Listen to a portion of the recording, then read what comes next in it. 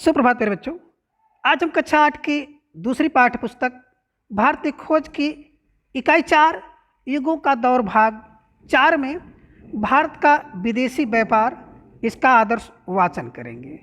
भारत का विदेशी व्यापार ईस्वी सन के पहले 1000 वर्षों के दौरान भारत का व्यापार दूर दूर तक फैला हुआ था और बहुत से विदेशी बाजारों पर भारतीय व्यापारियों का नियंत्रण था।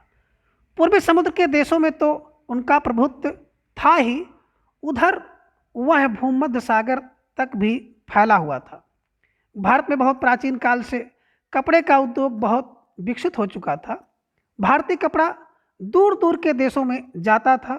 रेशमी कपड़ा भी यहाँ काफ़ी समय से बनता रहा है, लेकिन वह शायद उतना अच्छा नहीं होता था जितना चीनी रेशम, जिसका आयात यहाँ ईस्वी पूर्व चौथी शताब्दी से ही किया जाता था।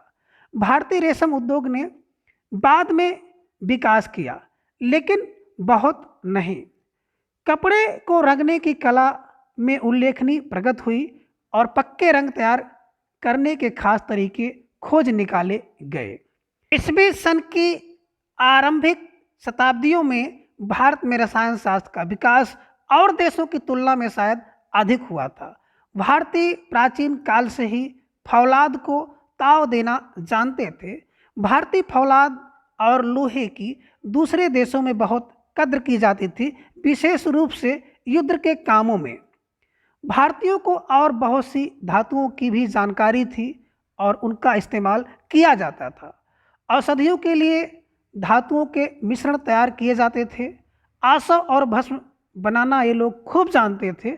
औषध विज्ञान काफ़ी विकसित था। मध्य युग तक प्रयोगों में काफ़ी विकास किया जा चुका था, गर्चे ये प्रयोग मुख्य रूप से प्राचीन ग्रंथों पर आधारित थे।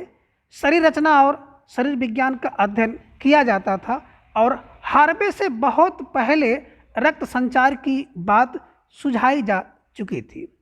खगोल शास्त्र, जो विज्ञानों की प्राचीनतम है, विश्वविद्यालयों के पाठ्यक्रम का नियमित विषय था और फलित ज्योतिष को इससे मिला दिया जाता था। एक निश्चित पंचांग भी तैयार किया गया था जो अब भी प्रचलित है। जो लोग समुद्री यात्रा पर निकलते थे उनके लिए खगोल शास्त्र का ज्ञान व्यवहारिक दृष्टि से बहुत सहायक होता था। यह कहना कठिन है कि उस समय तक यंत्रों ने कितनी प्रगति की थी, लेकिन जहाज बनाने का उद्योग खूब चलता था। इसके अलावा विशेष रूप से युद्ध में काम आने वाली तरह तरह की मशीनों के हवाले भी मिलते हैं। ऐसा प्रतीत होता है कि उस समय भारत औजारों के निर्माण एवं प्रयोग में और रसायन शास्त्र एवं धातु शास्त्र संबंधी जानकारी में किसी देश से पीछे नहीं था। इसी कारण कई सदियों तक वह कई विदेशी मंडियों को अपने बस में रख सका। तो आज के इस वीडियो में बस इतना। अगले वीडियो में हम लोग इसके अगले भाग को जानेंगे। धन्यवाद।